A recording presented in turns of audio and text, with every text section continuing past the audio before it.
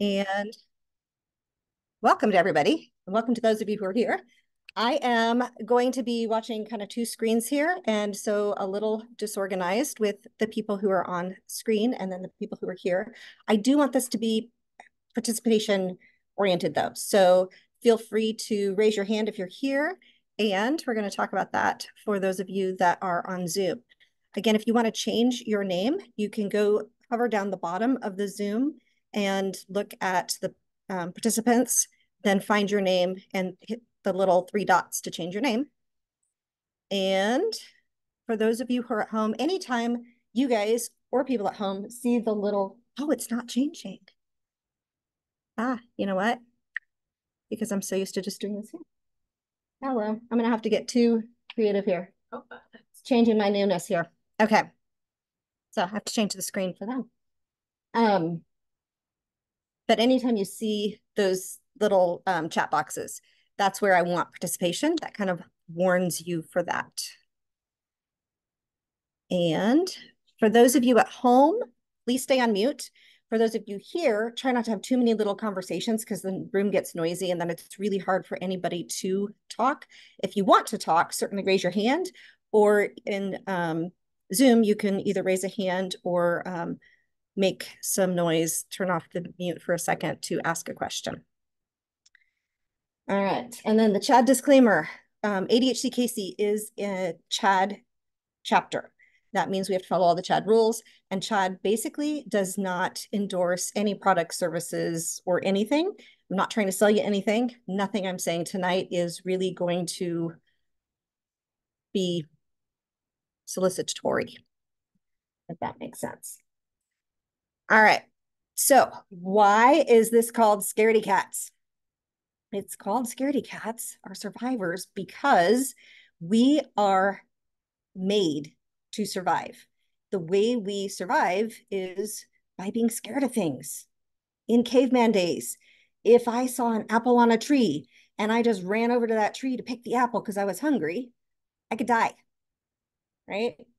There might be a tiger in the tree. And so the people who were a little bit nervous and thought about it, hesitated, made a few like assessments of the area first before they got to the tree, survived. Then they were able to pass on their genes because they survived. So we are designed to be a little bit scared. All right, so we're going to look at an example of how this natural instinct that a lot of us have works and maybe why it's not so good for 2024, right? So, okay, let's say you're here in the Kansas City area and you're outside and you see a tiger. Doesn't make any sense. You don't know why you see a tiger, but it freaks you out, right? So what happens when you're freaking out? You are maybe saying, oh no, I see a tiger, I see a tiger, right? You're getting ready to run away. Your heart might start racing.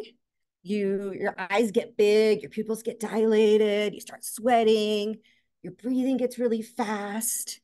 You might get a headache or a stomach ache. I forgot to change that one. Sorry. It's going to take me a minute to get used to this. Two things. Headache or stomach ache. And then, believe it or not, you might even have to pee. And all of these things get us ready to run away from that tiger or whatever else is out there that's going to make us die. Right. And unfortunately, those don't help very much when you're getting scared of here. And I did this too many times. Sorry. Um, so when your brain gets triggered, it sends warnings to your body to get you ready to run, gets your muscles energized to go. It starts sending oxygen by breathing faster and your heart rate getting faster. All right, so here we are. We're scared about this cat or the tiger. We're yelling at the tiger and we're saying, oh no, it's a tiger. And then your friend comes up and he's like, what's going on? That's a cat. And at first, your brain is thinking, no, it's a tiger. And you really believe it's a tiger. So you're thinking it's a tiger. But then you do some things to calm your brain down. And you're like, oh, yeah, it's just a cat. right? But your mind was tricking you, and you thought it was a tiger because our brains can do some weird things like that. Um, but once you're calmed down and your heart slows, your breathing rate slows, all of those things slow down, then you can use the front part of your brain to actually think about it and realize it's just a cat. So we're going to talk today about some of these things that we might recognize whenever we're scared of things, and then also what we can do when we do recognize it to help calm that brain down, to turn it off. So there we go. Couple science things, because I love science, right? It's not just how you feel, it's really things that are happening in your body. So neurotransmitters are chemical messengers in your brain or made in your brain that help bring messages to your body. There are four that are really big with feelings that affect mood. So dopamine, oxytocin, serotonin, and endorphins. We're going to talk about these four. Dopamine is involved in movement, attention, executive functions, which is like how our brain organizes tasks and has short-term memory and things like that, reward and motivation. It's low naturally in people with ADHD. And that's why people with ADHD really crave dopamine. They get dopamine from doing things that they enjoy doing, which is why people with ADHD can stay focused forever on Legos or video games or reading books or whatever it is they like to do. And they really struggle with doing the things they can't do because they need that dopamine, right? So to raise dopamine, you can do things you like. You can also get enough sleep. Sleep is key for so many of these things. Eating healthy foods, especially dopamine, it has, or tyrosine rather, is a building block of dopamine. And so tyrosine is found in proteins. So you really need healthy foods with protein. All right. And then other things like meditating can definitely help raise the dopamine levels. And finishing tasks. You feel so good when you check it off your list, right? All right. And then oxytocin is the love hormone. And I'll send out slides. You guys don't have to take pictures. I'll send them out. I thought I had 10, sorry. No, you're fine. Oxytocin is the love hormone, and it promotes trust and connection, attachment, and relaxation. So it really helps when you're anxious to get some of that oxytocin. And we can boost levels of this by interacting with people and pets. That's why, dog therapy is so good. Petting that dog or that cat can be really, really good. Yoga, and then eating foods also rich in protein for a different reason. But then vitamin C, which is in fruits, and magnesium, like greens and nuts and seeds, dry beans, wheat germ, oat bran, and then vitamin D, which we can naturally get from the sun. How many times have you heard like the sunshine vitamin? Vitamin D is so good for us, except the sun is not. So put your sunscreen on and take your supplement. Okay. All right. And then serotonin. Serotonin affects our mood by increasing a feeling of confidence and regulating mood. And low serotonin can lead to anxiety and depression. And that's why a lot of medications for anxiety and depression are SSRIs, selective serotonin reuptake inhibitors. But you can also boost it with exercise, positive thinking, cold showers, massage, and B vitamins. So, and foods with protein again. So all really good things there. And then I feel like I need to check the chat box here real quick because I have not. Okay. All right. And then endorphins is our final neurotransmitter. They help reduce feelings of pain. So sometimes hear people say, push through it when you're exercising, push through the pain, because your endorphins build when you exercise. It's not always a good thing because if your body's injured, you shouldn't really injure it more by pushing through.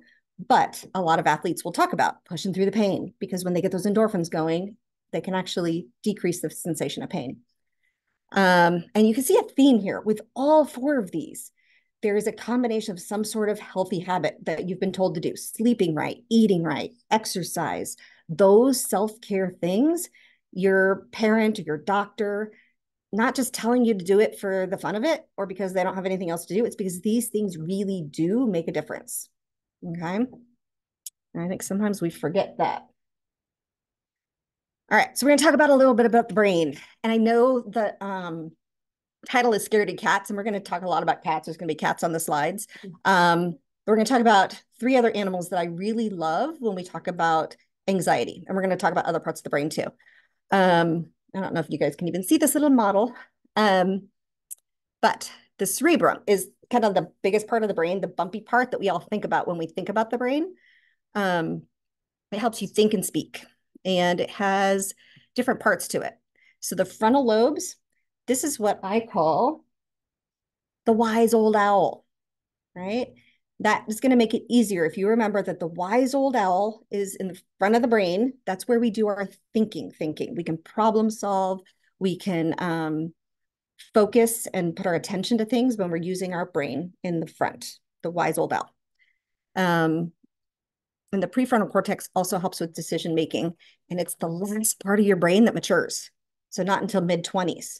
So that's why sometimes teenagers make choices that aren't necessarily super good.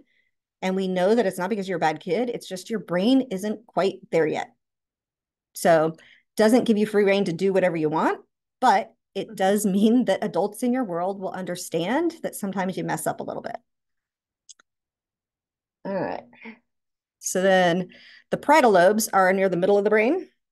Kind of hard to show on this too. Kind of behind the frontal lobe, and they help with sensory things like taste and pain, temperature, textures. And then the occipital lobe is in the back, and that's what takes in the information from your eyes to give you visual senses. The cerebellum, kind of in the bottom, it looks like smaller little grooves. It helps with coordination and balance. And then the temporal lobes are the sides of the brains. They are responsible for short-term memory and understanding sounds and speech, musical rhythm, stuff like that.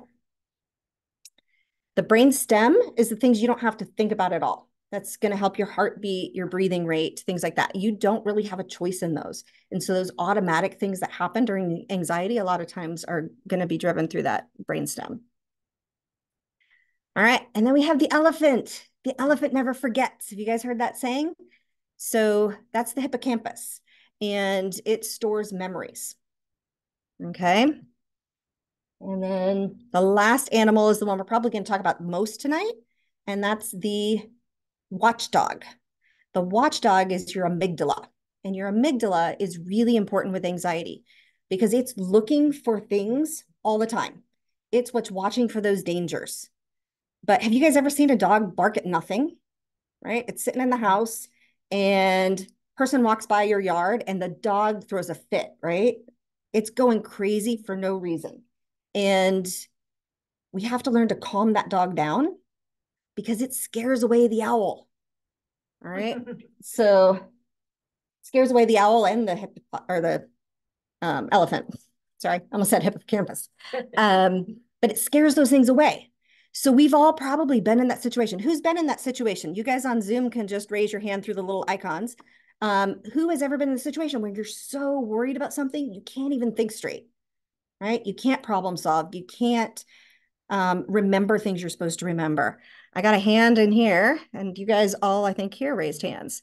So yeah, we've all been there before. It's all natural, but we can learn how to calm the dog down. How do you guys calm? Does anybody here have a dog, I guess? How do you train a dog? Repetition. Repetition. Yeah, maybe some rewards. Give them some treats, right? All right. And interestingly enough, people with ADHD get what's called amygdala hijack more often, where that barking dog just goes crazy. We know from studying the brain that people with ADHD, their amygdala develops a little more slowly. A lot of the things in their brain develop a little more slowly. So kids with ADHD are much more likely to have these overreactions to small things, and they can learn how to handle them, but it might be a little harder for them to learn than some other kids that don't have ADHD. And that's okay. We can learn it. But we are going to learn how to manage that dog. All right. So repetition and rewards are the two things that we talked about. And that's how we train the amygdala. We have to practice. Even if we learn about some of these tools today, you're not going to be good at them unless you practice. So when little things happen in your life that just wig you out for whatever reason, they trigger you, you need to recognize first what it is that's happening and then what to do about it. Okay. So we're going to learn to calm that barking dog down.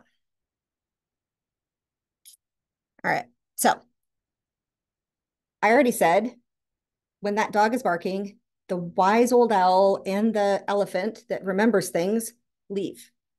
So what are things that you guys could do? And for you guys at home, you can put in the chat box. And for you guys here, maybe what are things you can do if you're freaking out? How do you remember the tools? Whatever tools you're using, what could you do? Deep breath. Deep breaths. How do you remember to do that? After a while, it becomes natural, right? Practice. But before you get to that stage, before it becomes something you do, maybe it's just that one thing you do, and that could help. But what else? What other memory tools do you guys use?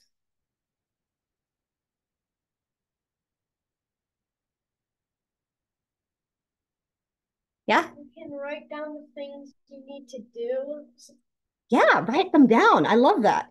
You can write them down and put them on your school notebook if you tend to freak out at school about things. You can put them on your bathroom mirror. You can put them in your kitchen. You can put them wherever you tend to have things that trigger you. You write them down, right? Use visual cues. You can also use other people, right? You know, maybe your parent or a friend is there for you when you start to freak out. They can help remind you to breathe. Because if you just take those first couple breaths, physiologically, that changes those hormones in your body and you start to calm down. Okay. So that's good. And the more you do it, the more it becomes natural. And for you parents out there, if you start to have some sort of triggering something where you start to feel your anxiety coming on, make it a big, taking a big breath. Yeah. Oh, I touched something. Make it a big something so that people can see, overdo it a little bit. Because sometimes we just do it enough that, you know, we are getting that big breath, but make it over exaggerated. So that models, because kids tend to do what they are shown to do, right? All right. So what kinds of things do you guys notice as your very first sign of anxiety? Or maybe if you don't want to get personal, maybe something you've seen that somebody else does when they get anxious. What do you guys think?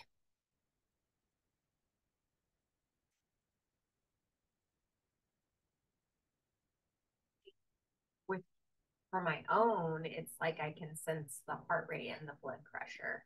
The heart rate and the blood pressure. Yeah. Anybody else? I'm sorry? Pacing. A pacing. You see yourself physically, like get that agitation, got to move kind of feeling. Like my eyes growing bigger too. Like, okay, like I can't even close my eyes because they're like cartoonishly big. So cartoonishly big eyes.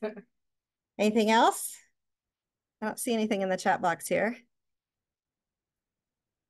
But yeah, all those things that we talked about when that kid in the blue shirt, the cartoon, the heart racing, the breathing fast, all those things that get us ready to either run, which is the flight, get angry and irritable, which is the fight part, and then freeze, which when you're frozen of like anxiety paralysis kind of thing, you're not really calm. Your body's on high alert, but you're just like, can't do it. Okay. All right. So all of these things, again, not just in your head and not just something you can just make go away instantly, because these are real hormones that act on the organs of your body. They act on your eyes, they act on your gut, they act on your heart, they act on your muscles. All of these things happen. And sometimes just naming the feeling, like when you first recognize it, name that you're anxious. And that has a way of helping when you recognize those. I want you guys to watch this video here. And this is going to be, have to do this at the same time, otherwise it's going to get a little crazy. Oh, it didn't happen. As you're watching this video, think about how it makes you feel and what you're thinking.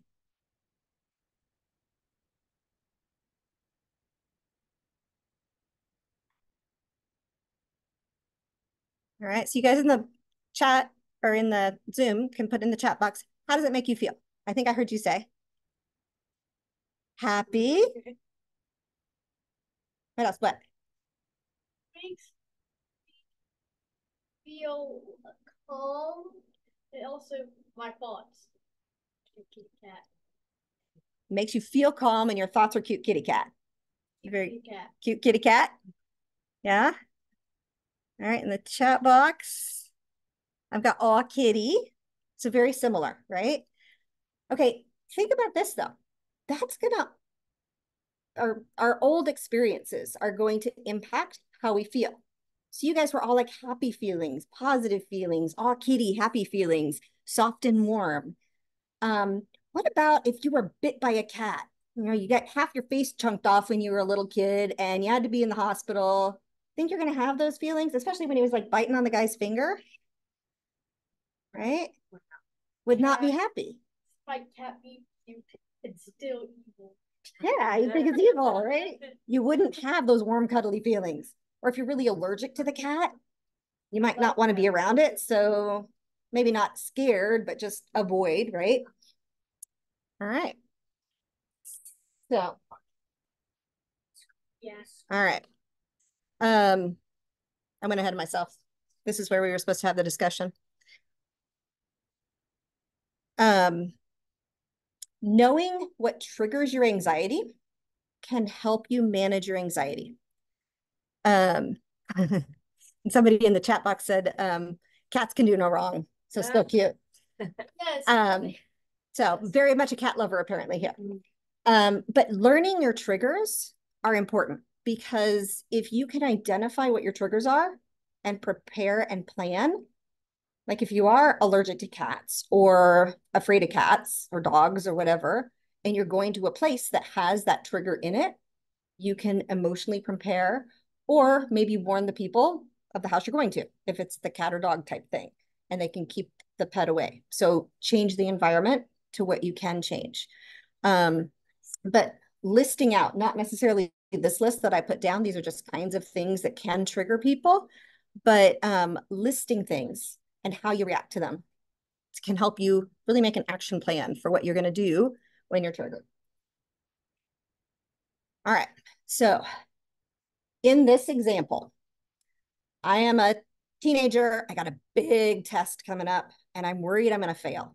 And if I don't do well on this test, I might not pass the class. And then if I don't pass the class, oh my goodness, maybe, I don't know. So I've got to study, right? I'm going to get the good grade on it so I can do a good job and pass the class. So if anxiety helps me move forward with a plan, that's where anxiety can actually be a little bit of a good thing. Because if I didn't have any worries at all and I just went to the class without studying, that doesn't usually turn out very good either, right? So we have to have a little bit of worry as long as that can help us formulate a plan. But the difference happens when we're stuck in a cycle that we keep just thinking about the worries. And then all I can think about is what if, what if, what if, what if, and I'm not going to study because I'm so worried. Every time I try to study, I get more worried. So then I'm like, I'm just going to avoid it. I'm not going to do it. I'm going to do these other fun things. And then I'm not have to worry about it. But then it comes time for the test and I'm probably more likely going to bomb it, right? Because I didn't study. So when worries like this, we have to be able to recognize that for what it is.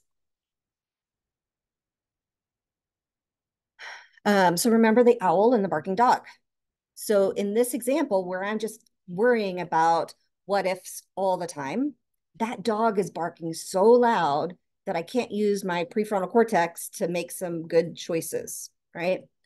So we're going to talk about the calming things that we can do. There are two big things that people use for anxiety. One are medications, and medications are kind of that quick fix. People want the medication, and that's my job as a doctor. I do lots of medications, and I do think they work, but they're not perfect. When you stop a medication, it stops working. And unless you learn the tools, it's not going to help as well. And when you take medication, sometimes there's side effects. Sometimes they affect your appetite. Sometimes they affect your sleep in a negative way. Sometimes they, I don't know, just have other issues there. And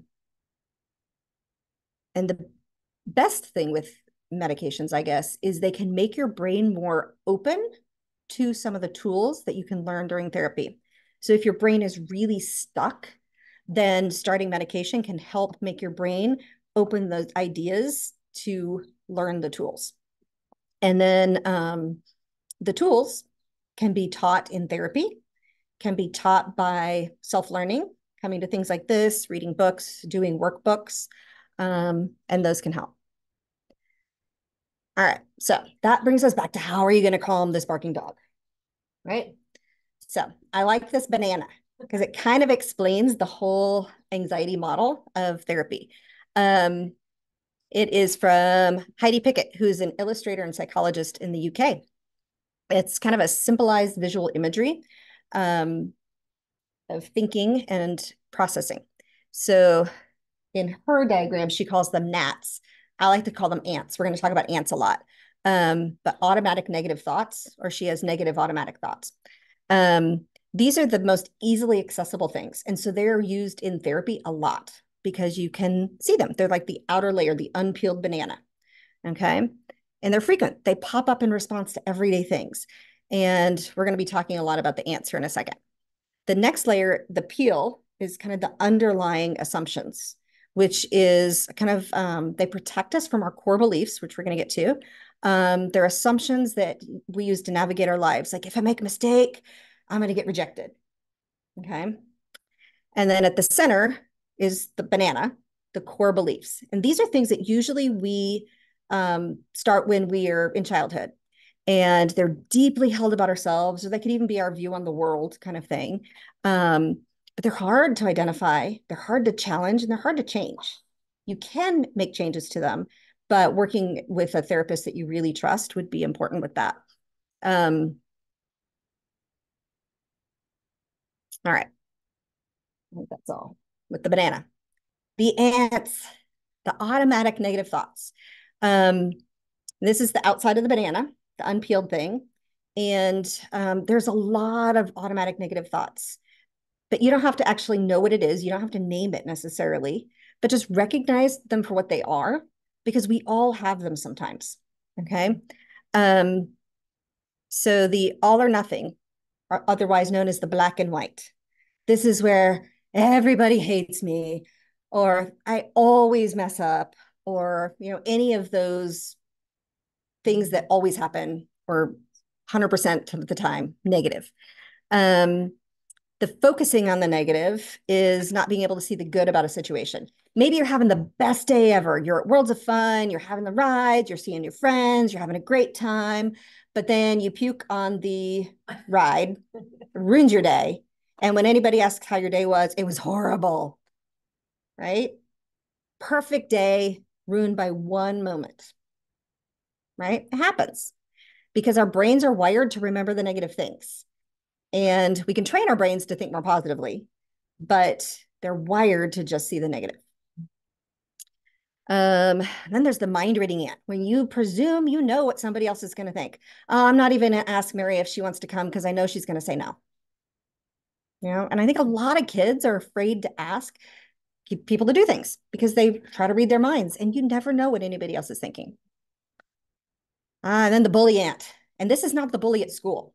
This is the bully inside us all, because we're mean to ourselves. You think about it, we're the meanest person to ourselves, usually, right?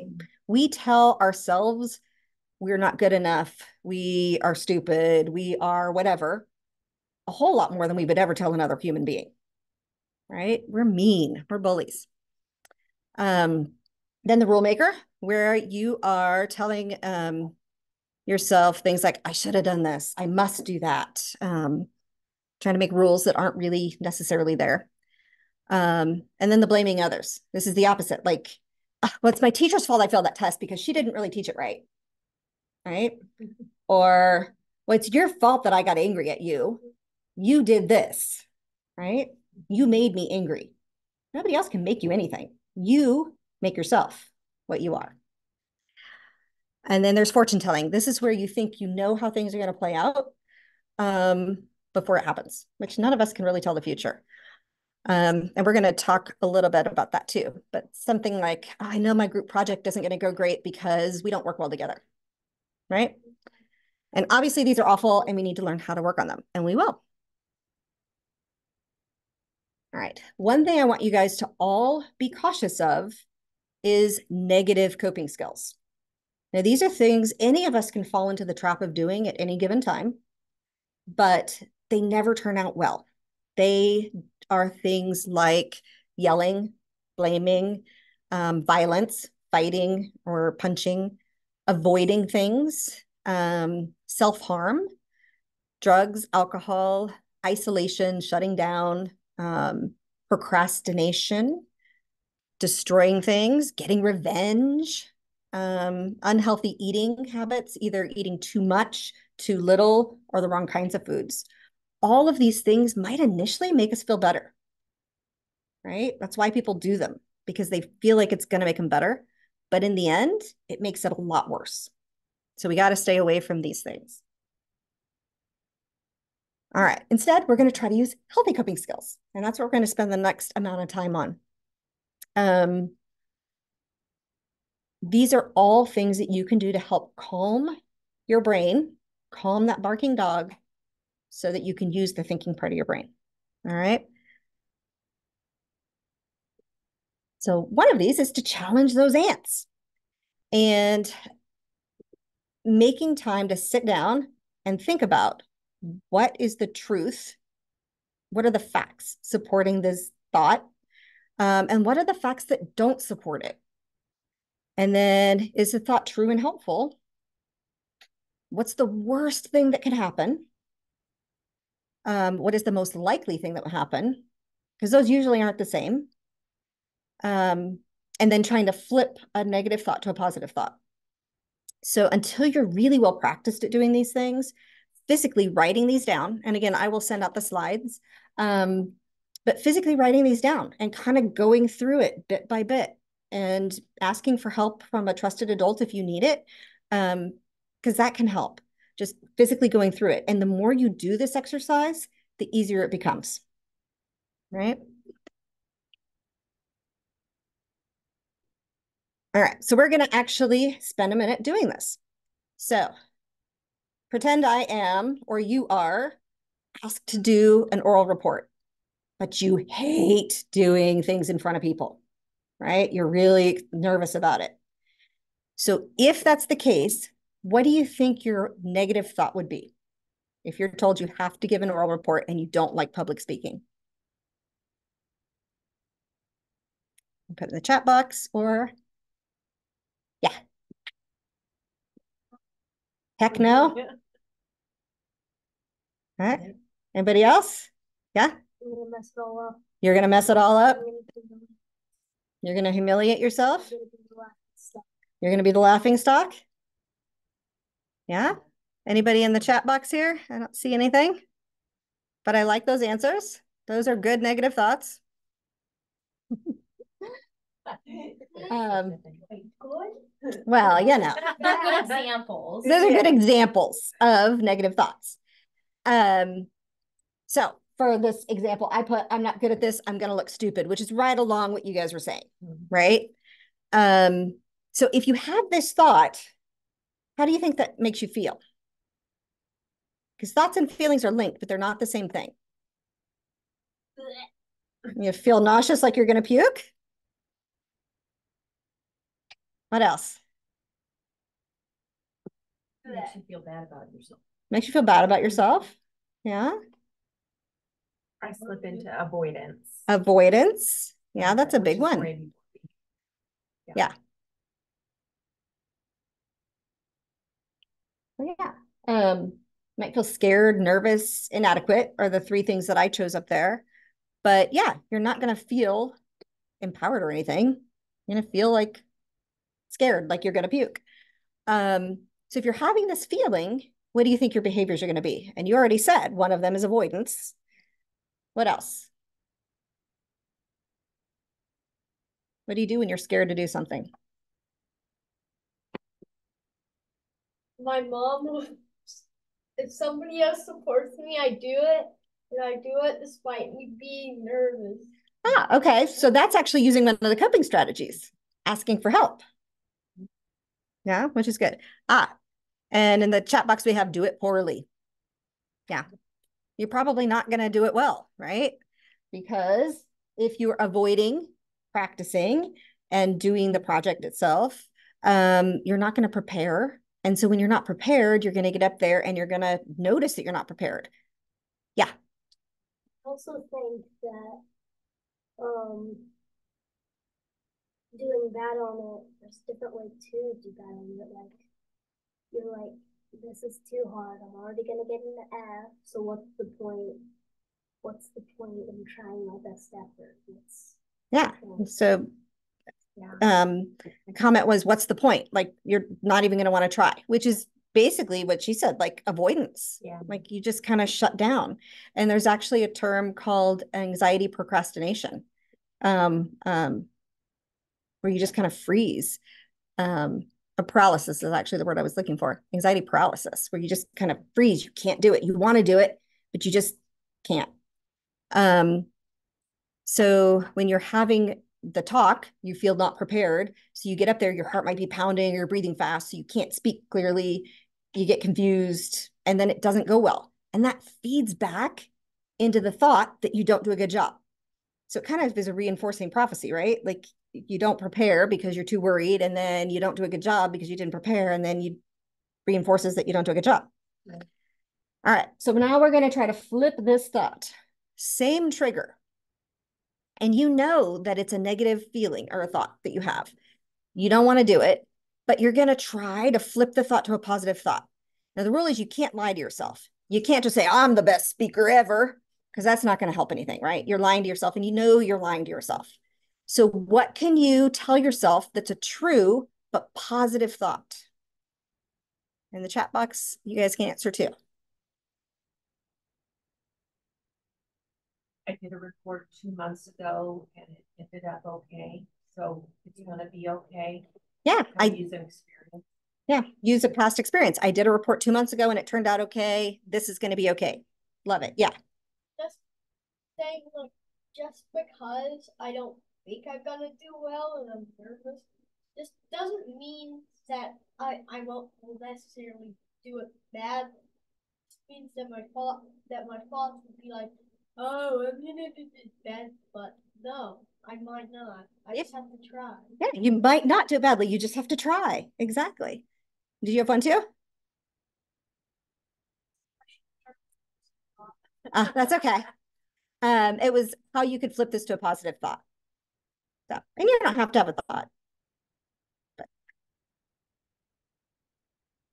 don't have anything. It's hard. Sometimes if you have a hard time thinking what you could tell yourself, think about what you would tell your friend. If they're struggling with something, because again, we're mean to ourselves, but we're usually nicer to our friends. So think about what you could tell your friend if they're struggling, if they feel like they're going to do a bad job. You know, the things that you might say would be, I'm not good at this yet, which is kind of like what you were saying. I can practice until I feel confident. I doubt the other students will even care what I do, right? These are all things that are truthful statements that might help you feel what? Confident. A little calmer. Yeah. Feelings I put on here are more capable and empowered, and calm, motivated, right? So then when you're feeling these thoughts that are a little more positive, how do you think that's going to change your behaviors? Are you still going to avoid it and procrastinate if you're feeling more capable and empowered and motivated? Probably do good. You're going to probably try, right? You're going to practice, you're going to rehearse, you're going to maybe ask for help if you need it. These things you can do. right?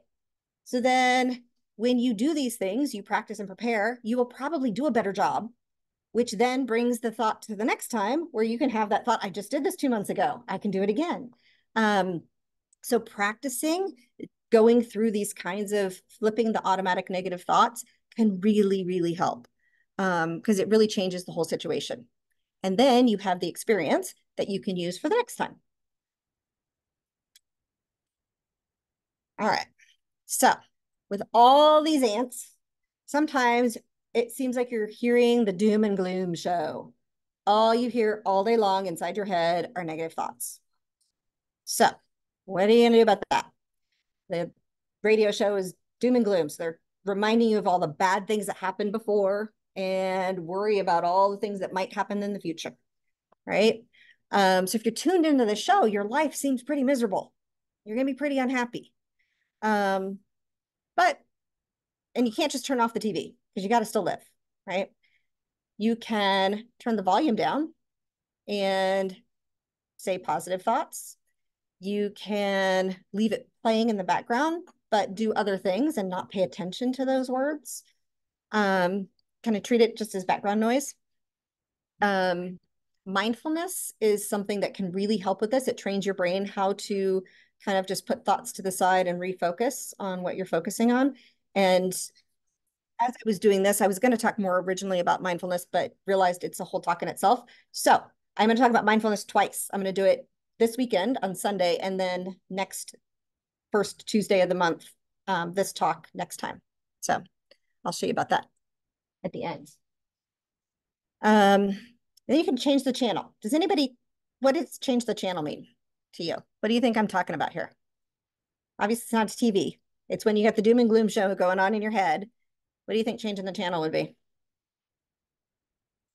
Think about something else. Thinking about something else. Exactly. Or doing something else, doing something you love, exercise, drawing, painting, coloring, taking a bath, something that you enjoy to get your mind off of it. It has to be a time limited something because you obviously can't waste all your time and procrastinate and then not do what you need to do. But sometimes just doing something to calm your brain enough that you can use the thinking part of your brain. All right. And then mindfulness and meditation. Again, I was going to go through some of this, but it's too big. It's going to be talked about next time. But mindfulness has been shown, it's been used for centuries, but it's really been shown in recent years with brain imaging and testing of how we're thinking that it makes physical changes. Like the gray matter actually changes when you do mindfulness. It's pretty amazing stuff. And it's stuff you can do at home, just starting with breathing. So anyway, we're going to talk about that a lot next time. All right, and then sensory things. I brought, where is it? My sensory, I put too much glitter glue in this because it doesn't like ever go down all the way. But you can make these glitter jars. There's like YouTube videos all over the place on how to do it. If this actually settled faster, it's really calming to watch. Don't put too much glitter glue in because then it doesn't settle. But these are awesome. They have the fidgety things, all the sensory input things that are rough texture or smooth texture, depending on what you like better. Lava lamps, certain smells. Smells can be very calming for some people. They can be distressing for other people. So finding a scent that you like can be very, very helpful. Slime, Play-Doh, those are all good things. All right, so mantras are something that can really help when you are having a lot of those negative thoughts. Replace the negative thought with a positive. So kind of like a positive affirmation. Think about what you bully yourself about all the time. You know, if you tell yourself you're not good enough, what can you say instead that will counter that? What's more, still truthful, but more positive that you can say. And then you can also say things like, my anxiety always goes away. So when you are nervous, you can say, I can calm my brain or something like that. No one's perfect. I'm good enough as it is. I am capable. I can do hard things. There's so many of these things that you could say to yourself and put these on your notebooks, put these on your bathroom mirror, put these wherever you need to see them. I know some people will put them as like a background on their screensaver kind of thing. But repeat them several times a day because the more times you say something, the more you'll believe that thought, the more you hear. So if you hear the negative thoughts all the time, you're going to believe those. If you hear the positive thoughts, you're going to believe those more likely. All right. And sometimes we just can't change things. We have to learn to accept them. And that's the unfortunate thing with life. Bad things happen. And if you stew about it, it just makes it worse. So sometimes we do just have to say, this is the way it is. I need to move on. Whatever's here is here. And we're going to go. All right. And back when we were talking about all the neurotransmitters, exercise helps boost a lot of those positive things. And it helps our body stay healthy. So bonus, right? It helps both our brain and our body. But exercise is amazing. And getting outside to do it is even better. There's something about fresh air, sunlight that really helps calm our brains, rejuvenate our bodies. Natural light is just so good for us. So go to the park, go to the playground, go to your backyard, get outside somewhere. All right. And then it might sound like a chore to clean and organize, but for a lot of people, having a room or their backpack or whatever organized is calming because it gives them anxiety to not be organized. Yeah. So I have this little safe that I put all my favorite stuff in.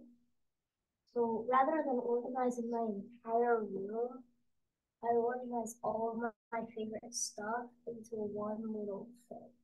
All right. So one of the comments here is rather than organizing his whole room, just stuff into one space.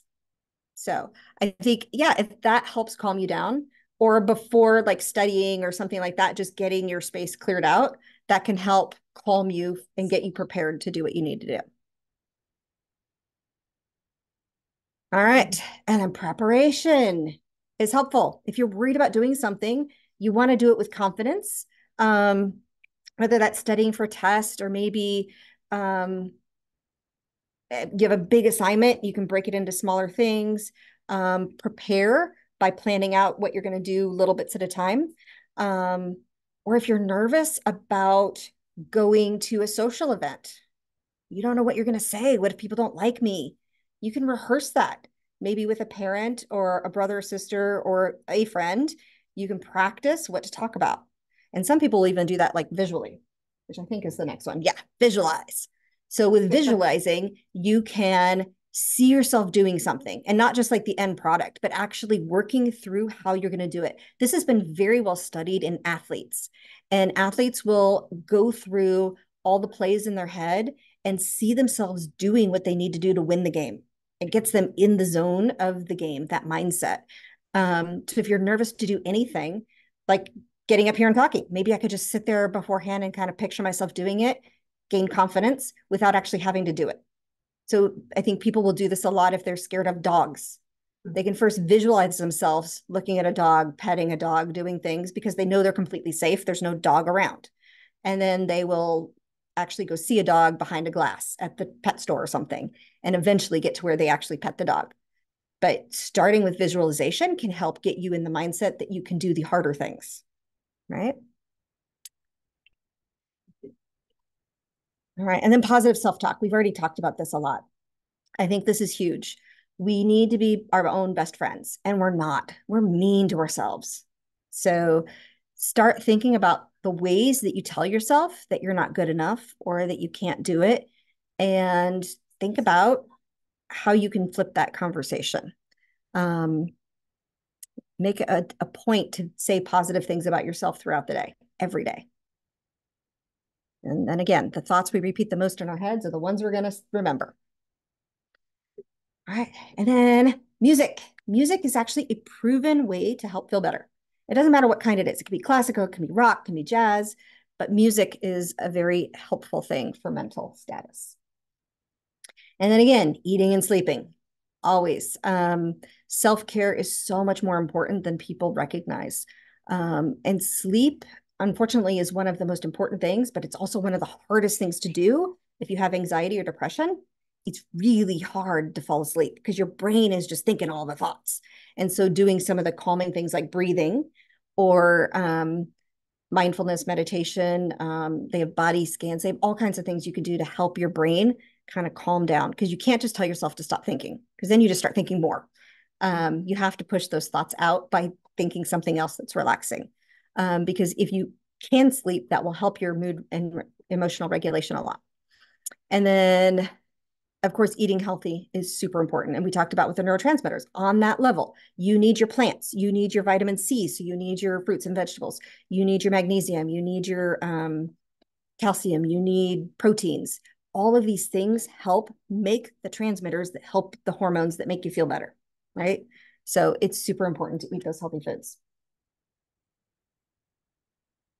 All right. And then progressive muscle relaxation, again, teaches you how to relax your muscles by tightening them on purpose and then relaxing them. Oftentimes it is associated with breathing, where you breathe in as you tighten, and then as you breathe out, you relax and you feel the energy just kind of leaving. But a lot of people, when they get anxious, one of the first things they'll notice is they get that muscle tension. Again, getting you ready to run, your muscles got to get ready. Doesn't help you at all when you have 2024 type anxieties, but you have all this muscle tension, and you might not even recognize how much tension you have until you start doing something that you intentionally start doing the progressive muscle relaxation, because that trains your brain to recognize it and how to relax it. So if you get a lot of headaches with your anxiety because of that muscle tension, doing progressive muscle relaxation is one of the best things you can do. And again, it takes practice. There's a lot of apps now. And again, we'll talk more about this next month, but maybe next weekend.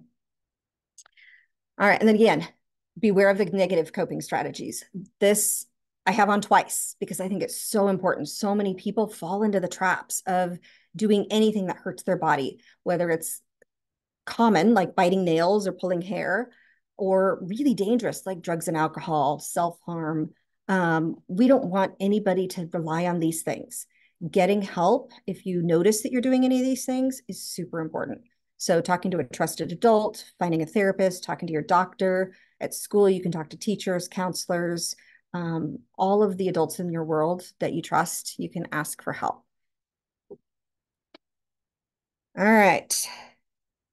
We are still doing okay on time to do this. I wasn't sure if we'd have time to do the quiz. You guys ready for a quiz? Maybe. So in the chat box, for those of you guys who are still here, if it's true or false, you could just put T or F. Some of them are like A, B, C, D. You can just put the letter. And then you guys can yell out your answer, but give it a pause so that people can think about it, okay? All right, so true or false? What you learned today won't work if you don't understand the science. Let's give the people in here a chance, okay? What do you think? Yeah. False. Anyone else? We got falses all across the board, even in the chat box. Oop, oop, I went too fast. That was just a false. It's fine. We win. You win. All right. What part of the brain watches for dangers? This one you have to type in, guys. Sorry. Front brain part. The part that watches for dangers. What do you think? Anyone else? Got an amygdala in there. So the amygdala is it, or the barking dog. I would accept that because that's. I thought they were going to say dog. I thought they were going to say dog too. I really thought they were going to say dog. Okay, D is amygdala. So dog. Oh, there you go. That's, I never really thought about that, but yeah. All right. So the amygdala is our watchdog. All right. Which is not a typical body reaction to anxiety? Heart racing, fatigue, dilated pupils, or tight muscles? What do you think?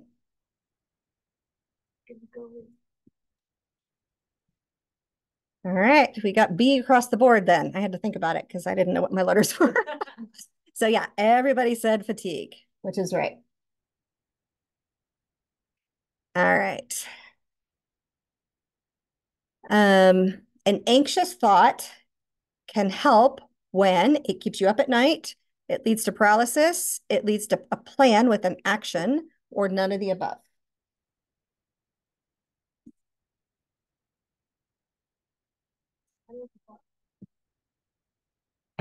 All right, so we've got some C's and a none of the above. So actually, it can help Remember I said sometimes anxiety is good because if I don't worry about anything, I could walk in front of a car because nothing's going to hurt me. I'm not going to study for a test because nothing's going to bother me. I'm going to pass, right? So you have to have a little bit when it leads to a plan and an action, right? So anxiety is not all bad. We do need a little bit of it. We just don't need to run away from the big bad tigers anymore. All right. So I put 3. There's a lot of coping skills. So which ones of them can you guys name?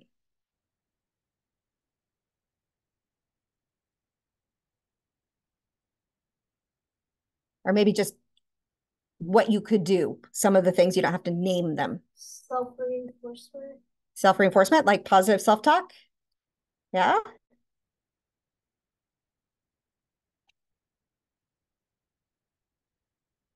Mindful breathing. Mindful breathing. Yeah. Well,